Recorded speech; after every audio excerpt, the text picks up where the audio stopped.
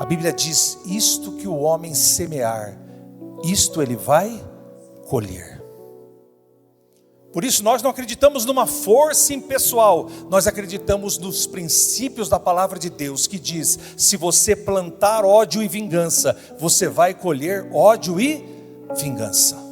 Pessoal, queria que você abrisse a sua Bíblia em Obadias. Abra para mim, por favor. Obadias é um profeta pequenininho, dos menores ele é o menor. Para quem está perdido, Obadias fica antes de Jonas e depois de Amós. Piorou, né? Piorou, vocês continuam perdidos. Está ali, depois do meio da sua Bíblia, você vai achar os profetas menores. E nós vamos ler o profeta Obadias. Nós vamos falar de um tema hoje muito importante. Eu quero, enquanto você procura, fazer uma oração. Senhor, estamos te louvando pela tua presença, por aqueles que estão vendo na live, assistindo, participando, os que estão aqui, as crianças que estão lá embaixo, os que estão trabalhando. Venha, Senhor, trazer a tua proteção, trazer a tua palavra forte sobre cada um de nós. Que o teu Espírito possa trazer a luz do entendimento da tua palavra. Que a tua palavra seja para nós verdade, que seja rema nas nossas vidas. Que o Senhor possa nos abençoar, dando a capacidade de entender e praticar e pôr em prática a tua palavra, hoje sempre, em nome de Jesus, amém. Irmãos, eu peço para não andarem, não ficarem no celular depois da leitura e não irem beber água, tá bom? Depois vocês bebem água, depois vocês andam à vontade. Vamos lá, Obadias, um capítulo apenas. Assim diz o Senhor a respeito de Edom: ouvimos uma notícia vinda do Senhor, e um mensageiro foi enviado às nações para dizer: preparem-se para a guerra contra Edom. E eis que fiz de vocês uma nação pequena entre as outras, muito desprezada. O orgulho do seu coração o enganou. Você vive nas fendas das rochas, no lugar elevado, e diz em seu íntimo: quem poderá me jogar lá de cima? E ainda que você suba como águia e faça o seu ninho entre as estrelas, de lá eu o derrubarei, diz o Senhor. Se os ladrões o atacassem ou assaltantes de noite, como você está destruído, não levariam só o que lhes bastasse? Se fossem até você os que colhem uvas, deixariam pelo menos alguns cachos? Como foram saqueados os bens de Esaú, como foram vasculhados os seus tesouros escondidos. Todos os seus aliados, ó Edom, o empurraram para fora do seu território. Aqueles que estavam em paz com você o enganaram e prevaleceram contra você. Aqueles que sentam à sua mesa prepararam uma armadilha para os seus pés, e não há em Edom entendimento. Naquele dia, diz o Senhor, destruirei os sábios de Edom, e o entendimento do monte.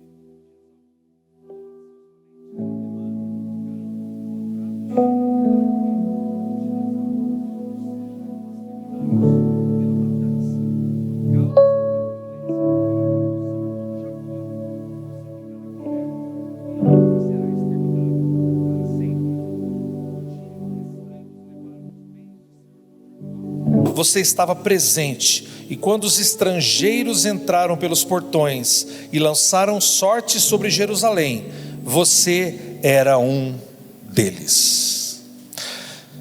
Vocês se lembram que eu preguei sobre dois gêmeos, Jacó e Esaú. Esaú, mais velho, saiu primeiro, era um menino, a Bíblia diz vermelho, ruivo, e por isso ele se chamava Edom, porque Edom significa vermelho, e ele saiu todo peludo e todo ruivo. O outro irmão saiu sem pelos nenhum e não nasceu ruivo como seu irmão. Essa característica de Edom, de ser ruivo, dá a eles um nome. Por isso que os filhos de Esaú são Edom, e Edom significa na raiz vermelho. Esse menino ruivo sai com o seu irmão agarrado no pé. A Bíblia diz que Jacó, aquele que agarra no calcanhar, ou no calcanhar, aquele que persegue e tenta passar pela frente, aquele que engana, aquele que rouba, aquele que trapaceia, Jacó nasceu agarrado no pé do seu irmão Esaú. E ali na barriga da sua mãe, Deus fala para Isaac, para sua mãe, que 2 nações sairiam dali, 2 povos, e o mais novo iria prevalecer contra o mais velho. Naquela época, quem nascesse primeiro era o primogênito, e o primogênito tinha direitos, inclusive financeiros, de herança, muito maior do que o caçula ou aquele do meio. Então, ser primogênito, naquela época, era muito importante. Até muitos anos atrás, o primogênito era o mais badalado, né? Temos até famílias em que os avós preferiram muito mais os primeiros, os primogênitos, né? Talvez você tenha visto isso em algumas famílias, né? As vovós, os vovôs davam mais atenção aos primogênitos. E isso talvez tenha acontecido até em algumas famílias aqui. Mas naquela época era muito importante ser o primeiro. E Esaú entrega por um prato de lentilhas vermelhas. Veja que ironia, irmãos. O próprio fato dele ser ruivo e o nome dele significar esta cor, ele entrega um dia vindo da caça, cansado, e diz para Jacó, que era o cozinheiro da casa, Jacó ia oferecer um prato de lentilhas para ele que estava morrendo de fome, e propôs a troca. Como Jacó era um homem esperto, negociante, negociador, ele negocia: me dá a sua primogenitura e eu te dou esse prato de lentilhas. Esaú disse assim: a primogenitura não vale nada, dá aqui a lentilha que eu estou morrendo. E ali perante Deus, ele nega a primogenitura, ele nega a bênção que Deus iria dar para os filhos de Esaú. Por isso que a Bíblia diz dos profetas menores: eu amei a Jacó e abandonei a Esaú, me aborreci de Esaú.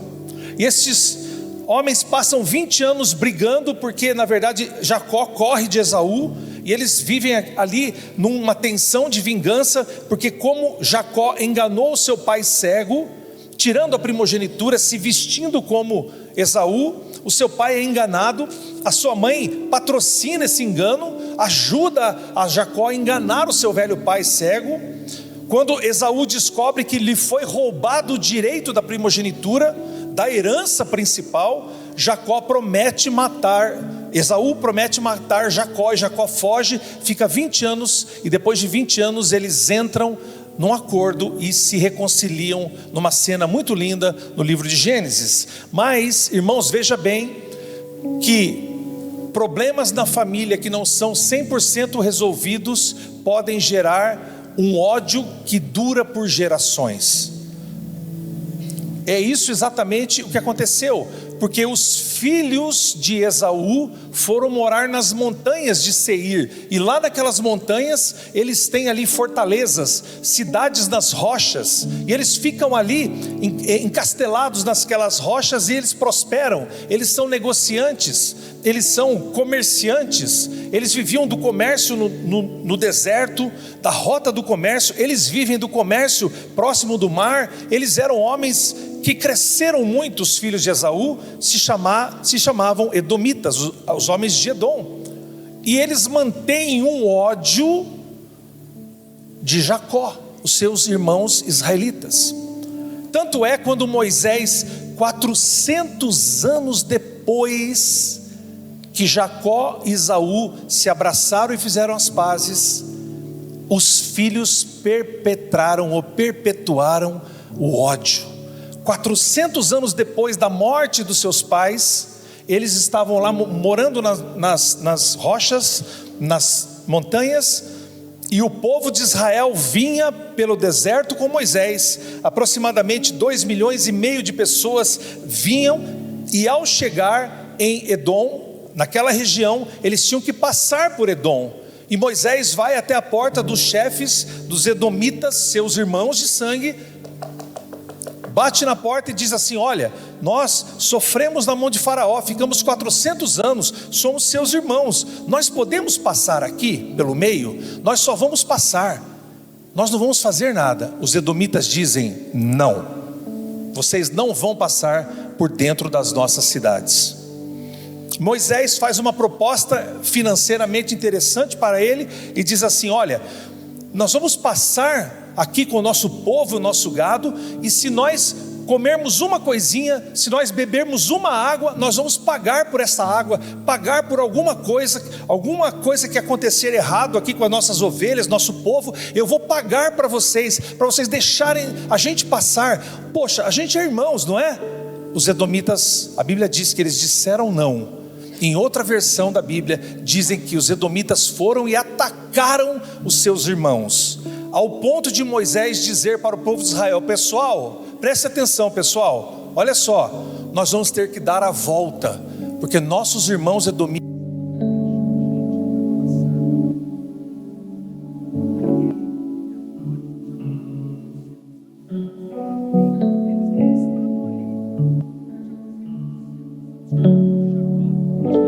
para o Egito, muito mais longe, e tinha permanecido escravo, e eles mantinham através de geração a geração um ódio familiar.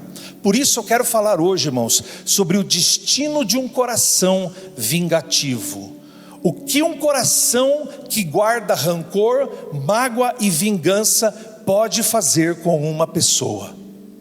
Veja, esses edomitas, eles lutaram contra Saul. Saul guerreou contra eles, o rei Saul. Eles guerrearam e o rei Davi conquistou aquele povo que ficava na montanha. Davi teve uma conquista e eles ficaram debaixo dos pés de Davi, ficaram servindo ao povo de Israel.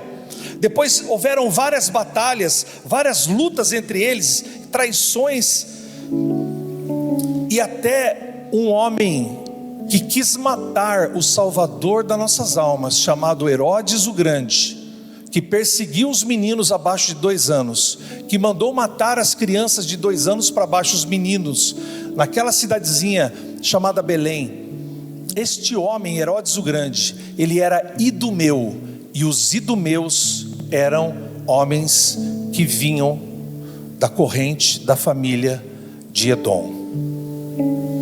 Veja que este ódio, ao invés dele diminuir com os anos, ele foi aumentando com os anos. Agora nós vamos entrar e vamos estudar o que o livro de Obadias diz. Obadias, irmãos, é o menor livro do Velho Testamento. Ele é dos profetas menores, que escreveram menos, o menor dos menores. Ele é o livro como se fosse o livro de Judas para o Novo Testamento. Ele é pequenininho, nós não sabemos quem era Obadias, de onde veio Obadias, de onde saiu esse profeta. Nós temos ali talvez uma visão que ele seja ali contemporâneo de Jeremias, que também falou e profetizou para o povo de Edom e também para o povo de Israel. Mas o que importa é que Obadias dá uma mensagem para Edom, mas esta mensagem não é só para os filhos de Esaú, a mensagem é para mim e para você, amém, igreja? Em primeiro lugar, nós temos 4 estágios de um coração vingativo. O primeiro estágio é a indiferença. No verso 11 que nós lemos, a Bíblia diz assim: no dia em que estranhos levaram os bens do seu irmão Jacó, você estava presente. Quando os estrangeiros entraram pelos portões e lançaram sorte sobre Jerusalém, você era um deles. Irmãos, a indiferença é o primeiro passo para a crueldade. Na Alemanha nazista, a partir do começo dos anos 30, o Partido Nacional Socialista, os nazistas foram subindo ao governo. Em 1933, Adolf Hitler se transformou em chanceler da Alemanha, e eles começaram uma série de leis antissemitas, leis que iam tirando a liberdade do povo judeu em toda a Alemanha e parte da Europa. Parte da Europa já estava seguindo aquele caminho de ódio aos judeus, e muitas pessoas eram indiferentes quando as leis começavam a proibir os judeus de caminhar na calçada. Começaram os alemães caminhavam na calçada, e se um judeu alemão viesse de encontro, ele poderia ser espancado, ele teria que andar pela sarjeta pela rua.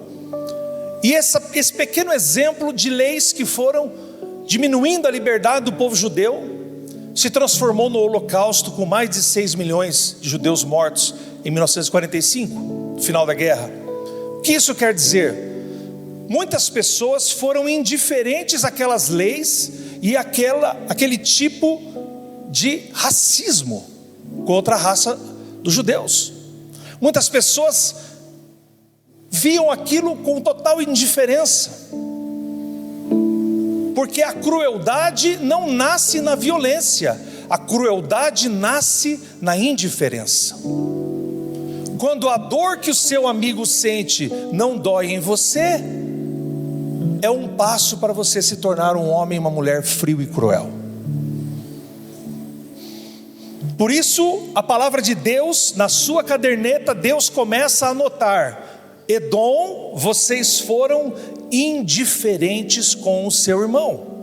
Quando os babilônios entraram em Jerusalém, quando levaram e saquearam Jerusalém, a Bíblia diz que os irmãos edomitas não só ficaram indiferentes, mas eles estavam ali, presentes na hora que os israelitas estavam sendo roubados. Por isso a indiferença, ela começa às vezes com um gesto, com um olhar, com a frieza e a dureza do coração. Mas eu quero dizer para você, meu querido, você que é de Jesus, não deixe a indiferença nascer no seu coração. A indiferença é um passo para a tragédia. Muita gente olha com indiferença e fala assim: ema, ema, ema, problema, né? Problema. Ema, ema, ema, cada um com os seus problemas. Não é? Tem muita gente que pensa assim, cada um com seus problemas. Esse não é o meu problema. Não deixe que a indiferença transforme o seu coração num coração frio e duro. Mas em primeiro lugar era a diferença, e vem em segundo lugar a satisfação com a queda. O verso 12 diz assim: você, Edom, não deveria ter olhado com prazer para o dia do seu irmão. O que é o dia do seu irmão? O dia que os judeus foram invadidos por Babilônia, o dia da sua calamidade. Você não devia ter se alegrado pelo que aconteceu com os filhos de Judá no dia da sua ruína. Olha, irmãos, isso é mais sério que a indiferença.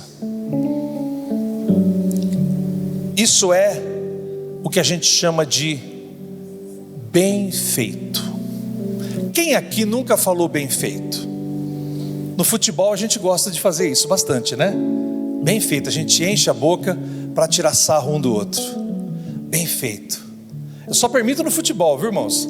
Aqui na igreja ninguém pode fazer fora do futebol.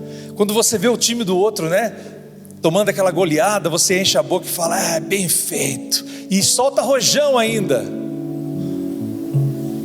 Mas na vida real, muitos de nós aqui já encheram a boca para falar: bem feito, mereceu. Tem gente que já ligou para o outro para comemorar. Você não viu a fulana lá? Deu tudo errado. Ligou para o outro: olha lá o que aconteceu com o cara lá, você vê que beleza. As pessoas comemorando. Sabe o que é pior? Família comemorando a desgraça da própria família. Gente que é teu sangue comemorando a desgraça de quem é o teu sangue. Família torcendo contra família. Irmãos torcendo contra irmãos. Filhos torcendo contra pais. E pais torcendo para que o filho se dê mal. Isto é abominação na presença de Deus. Satisfação com a queda dos outros. Isso era tão pesado que Edom enchia a boca para rir dos seus irmãos israelitas. Mas em terceiro lugar, Deus está anotando na sua caderneta, em primeiro lugar, a indiferença, em segundo lugar, a satisfação com a desgraça alheia, e em terceiro lugar, tirar vantagens da desgraça alheia. Isso é muito triste, irmãos, porque no verso 13, a Bíblia nos mostra um cenário: você, Edom, não devia ter entrado pelo portão do meu povo, por Jerusalém, no dia da sua calamidade, no dia que Jerusalém foi destruída. Você, Edom, não deveria ter olhado com prazer para o mal, para o seu mal no dia da calamidade. E aí o verso em seguida diz assim: você não deveria ter posto as mãos sobre os bens dos seus irmãos. Irmãos, a gente vai muito em velórios. Eu escutei esses dias uma pessoa falando assim: eu não vou em velórios. Nós, pastores, vivemos nos velórios. Amém, pastores? E nós que fazemos muito ofício fúnebre, quase toda semana tem um para fazer, às vezes até mais, nós ficamos ali olhando antes de começar, e a gente fica só assim, ó, olhando o que acontece. Em alguns ofícios fúnebres, a cunhada encosta no marido e diz assim, aponta para outra cunhada: ela não vai ficar com nada da casa. O outro cunhado junta na mulher e fala assim: a tua irmã não vai ficar com o carro, hein? Se ela ficar com o carro, eu vou fazer um barraco. O pai e a mãe nem esfriou no caixão. Vocês estão dando risada, é? Vocês acham que isso é coisa de novela? Os filhos começam a brigar pelo pouquinho que o pai e a mãe têm. O defunto nem esfriou, e tem gente querendo já fazer a divisão dos bens. E tem gente pior, que a gente já viu por aí, no próprio velório já vai na casa escondido do outro irmão para tirar as coisas. Ninguém falou fala a Deus.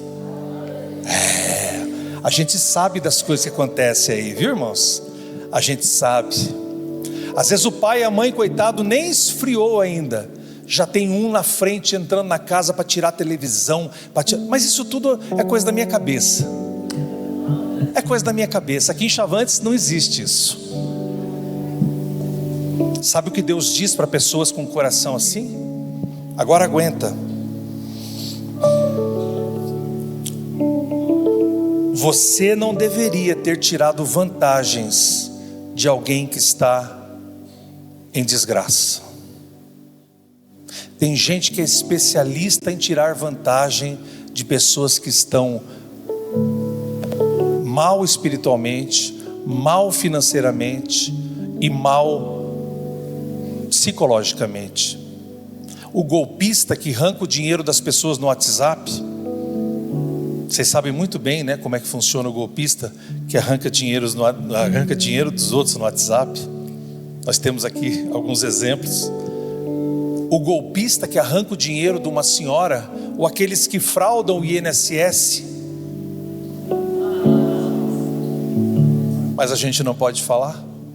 Esse não tem pena do velhinho e da velhinha que vive com aqueles R$1.000. Aquele que engana o seu irmão, ou o seu cônjuge, ou seu parente, ou seu amigo, ou uma pessoa desconhecida, Deus tem um juízo sobre ele. Deus diz assim: ó, você não deveria ter posto as mãos sobre os bens de quem? Do alheio, de quem não era seu. Você não pode aproveitar a desgraça do outro para tentar se vingar e massacrar ainda mais uma pessoa. Mas foi isso que Edom, que morava lá nas montanhas, quando viram Jerusalém queimando, lá longe, aquela fogueira, eles estavam juntos com os babilônios. para trazer a desgraça aos seus irmãos. Talvez os seus irmãos, filhos de Jacó, israelitas, estavam pensando assim: não, os nossos irmãos edomitas são fortes, eles vão vir aí com o cavalo, vão vir com a espada e vão livrar a gente dos babilônios. Quando eles olham para dentro, os edomitas estão lá dentro, saqueando seus irmãos. Mas em quarto lugar, Deus anota na sua caderneta: a pessoa com o coração vingativo, que guarda mágoa, rancor e vingança, ela é capaz da mais alta traição. A Bíblia diz no verso 14: você, Edom, não deveria ter parado nas encruzilhadas para exterminar os que escapassem. Você não deveria ter entregado ao inimigo os que escaparam com vida no dia da angústia. Sabe o que aqueles homens edomitas que estavam lá nas fortalezas, se você disser para mim assim: olha, onde ficam as fortalezas? Se você que conhece um pouquinho de geografia, de história, lembrar daquela cidade Petra, que é toda construída na pedra. Alguns de vocês já devem ter visto isso, a cidade de Petra, toda construída na pedra. Aquele local era o local antigo dos edomitas, que foram conquistados pelos nabateus, e aquele lugar está lá ainda hoje. E ao ver a desgraça lá de longe dos seus irmãos, eles desceram correndo, e no meio do caminho eles faziam armadilhas para homens, mulheres e crianças que vinham desesperados, correndo pelo deserto, ensanguentados, fugindo da desgraça dos babilônios. E talvez eles olhassem para a montanha e falassem assim: vamos até os nossos irmãos edomitas, eles podem salvar a gente, são irmãos de sangue, nosso pai Jacó e o pai Esaú. E eles iam em direção, tentando escapar. E sabe o que os seus irmãos faziam? Montavam arapucas e pegavam eles, matavam alguns dos fugitivos, e a maioria, sabe o que eles faziam? Levavam de volta algemados para os babilônios. Está aqui, ó, estou entregando para você a caça.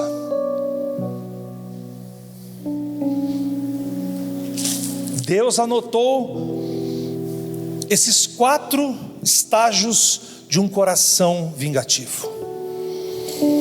Sabe, irmãos, a crueldade, ela não começa com esta violência que nós achamos. A crueldade começa com a indiferença no coração. Mas Deus trata todo mundo segundo as suas obras. Amém, igreja? O pecado que você pratica volta para você. Nós não acreditamos em karma. E aqui eu não estou dizendo para nossos irmãos aqui, nós que somos da roça, não é karma. Karma não é esse karma, é outra coisa. Karma é o que muita gente acredita, mas é uma disposição impessoal de que se você hoje nasceu assim, praticou o mal, você vai ter este mal nesta vida, e talvez numa outra vida. Nós não acreditamos nisso, nós não cremos nisso, a Bíblia não nos diz que isso é verdade.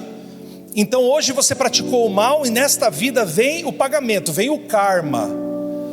Mas eu e você, nós não acreditamos no karma. Karma lá. Nós acreditamos no princípio da semeadura e da colheita. A Bíblia diz: isto que o homem semear, isto ele vai colher. Por isso nós não acreditamos numa força impessoal, nós acreditamos nos princípios da palavra de Deus, que diz: se você plantar ódio e vingança, você vai colher ódio e vingança. Mas se você plantar amor e bênção, você vai colher amor e bênção. Quantos podem dar um amém?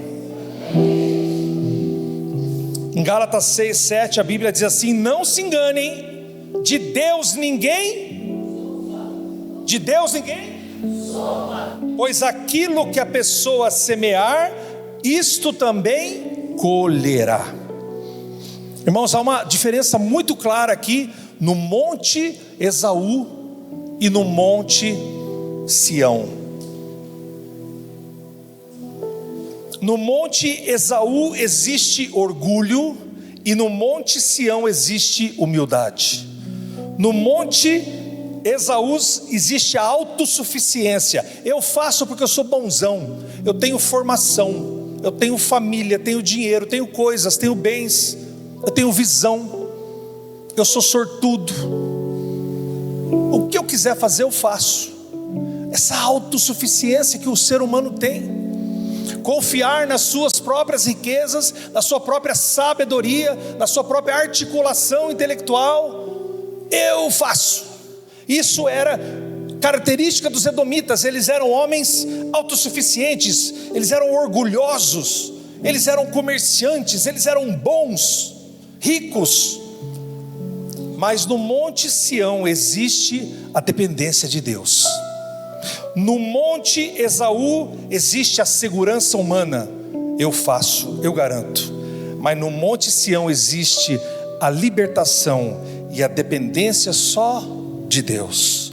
E no Monte Esaú existe a queda, porque eles caíram. Mas no Monte Sião existe a restauração.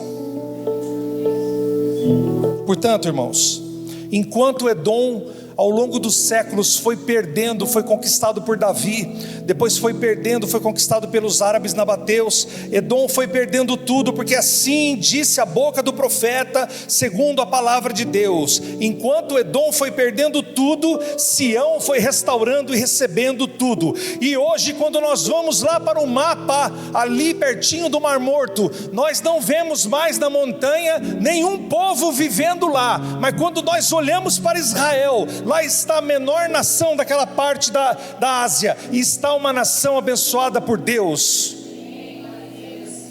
Os edomitas desapareceram na história, mas Israel permanece para sempre, e de lá sairá o governo. Mas sabe o que Obadias faz? Ele faz um prenúncio do que Cristo iria sofrer.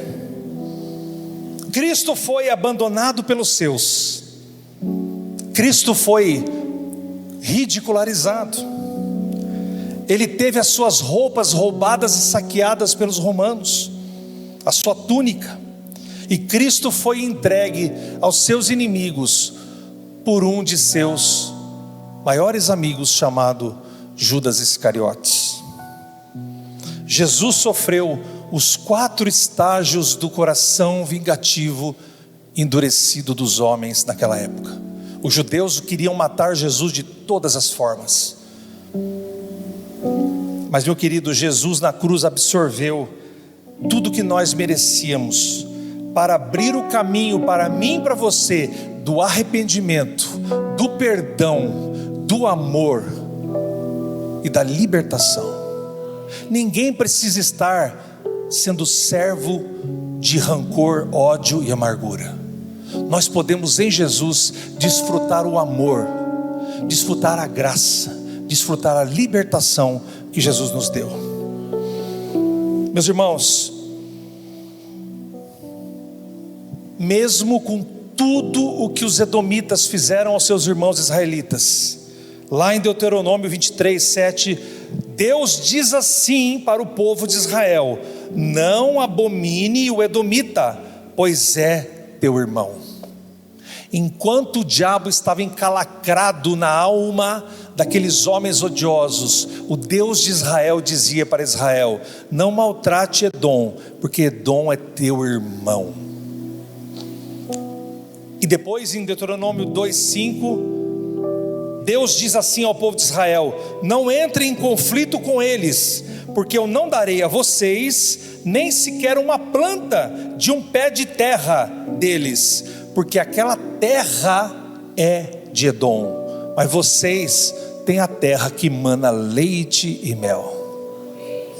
Os israelitas não precisavam das terras de Edom, e Deus diz para que eles tinham que amar os seus irmãos, para que eles amassem os seus irmãos. Irmãos, eu quero fazer um desafio para você nessa noite. Identifique qualquer raiz de amargura no seu coração, qualquer resquício de ódio, de rudeza, de dureza, qualquer resquício de essa pessoa tem que manter ela longe de mim. Irmãos, eu pergunto para algumas pessoas: você odeia alguém? As pessoas dizem assim: não, eu não odeio ninguém. Mas mantém aquela irmã longe de mim. Pergunto para alguns dos mais jovens: você odeia alguém? Imagina, pastor, imagina, ó, worship, ó, worship, né? Apaga a luz aí, worship, maravilha, gostamos também. Mas o mesmo jovem, o mesmo adolescente, mas mantém aquele longe de mim. Deixa eu explicar uma coisa para você: você está sendo hipócrita. Obrigado. Você está sendo falso. Mantenha aquela irmã longe de mim. Isto é uma forma bonita e gospel de dizer assim: eu te odeio com amor. Eu te odeio do fundo do meu coração, mas é com amor.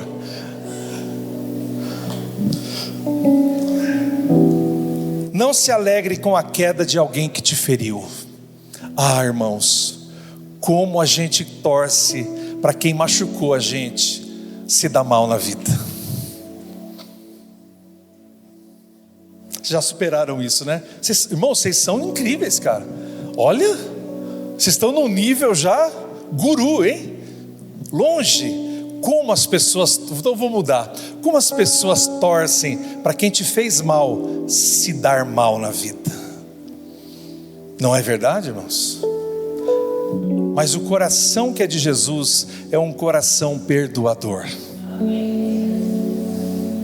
Quando Pedro colocou aquelas duas espadas e disse assim, Jesus falou: quem tem espada, pegue a espada. No final da ceia, Pedro falou: temos duas, mestre. Ele falou: é o que basta. E quando no Getsemane, ele ouviu aquele tropel de gente, e lá na frente, com tochas, com paus e lanças, vinha Judas e disse: Rabi, Rabone, mestrão, mestre.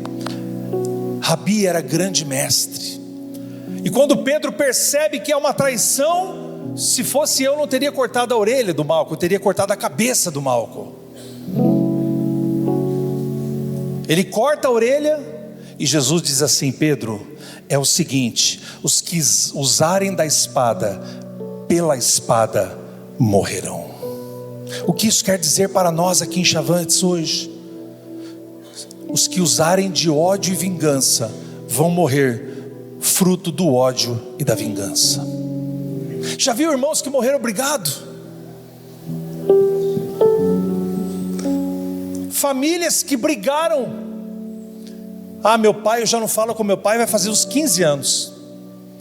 Há uns anos atrás eu ouvi uma pessoa falando isso. Não, meu irmão, depois que ele casou, ele foi para São Paulo, nunca mais falei com ele. Quanto tempo faz? Faz uns 10 anos. Nunca mais falei com meu irmão. Há uns anos atrás uma pessoa falou para mim assim: o meu irmão não conversa com meu pai. Falei: ah é? Quanto tempo? 30 anos que eles não se conversam.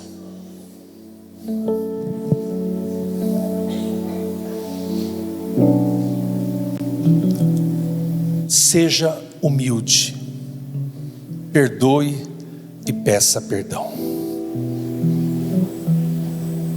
Vou sair dessa igreja. Eu vou sair dessa igreja. Vou sair, vou embora dessa igreja. Aquela mulher lá olhou, aquela mulher lá olhou esquisito para mim, desculpa, foi um erro aqui só de coordenação. Aquela mulher lá olhou torto para mim. Eu não vou com a cara daquela diaconisa. Vou sair da igreja. Já ouviram isso? Sair.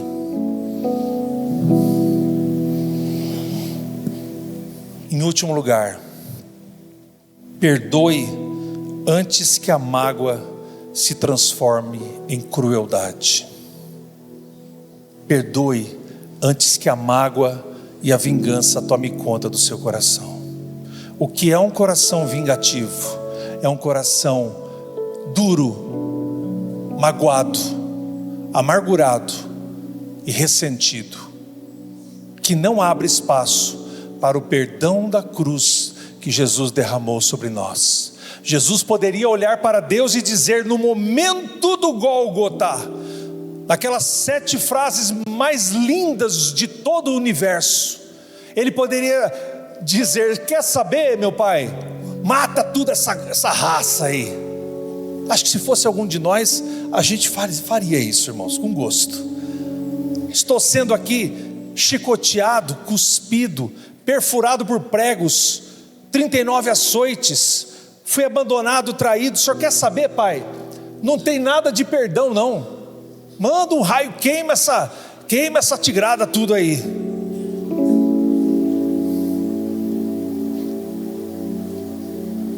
Mas quando o feriam, ele dizia: Pai, perdoa-lhes, porque eles não sabem o que fazem.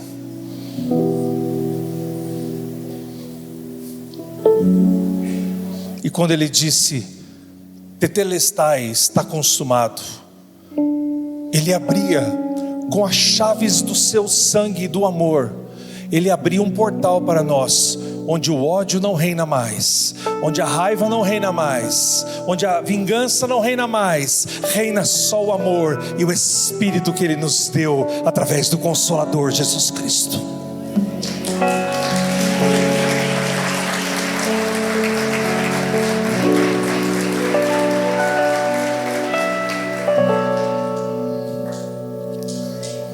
O que nós aprendemos com os edomitas é que eles foram desaparecendo, e como a profecia de Obadias, o pequeno profeta, diz assim, que todas as terras seriam de outras tribos, de outros povos. E a promessa que foi feita pela boca do profeta Obadias aconteceu, e hoje não existem mais os edomitas, mas lá em Israel está ainda o povo que Deus escolheu, e hoje nós somos o Israel de Deus, aqueles a quem abraçaram a Cristo Jesus, a sua cruz e o seu amor. Sabe o perigo, irmãos? O perigo de um coração que quer vingança é que esta vingança vai um dia te matar. Por isso, perdoe, irmãos. Perdoe.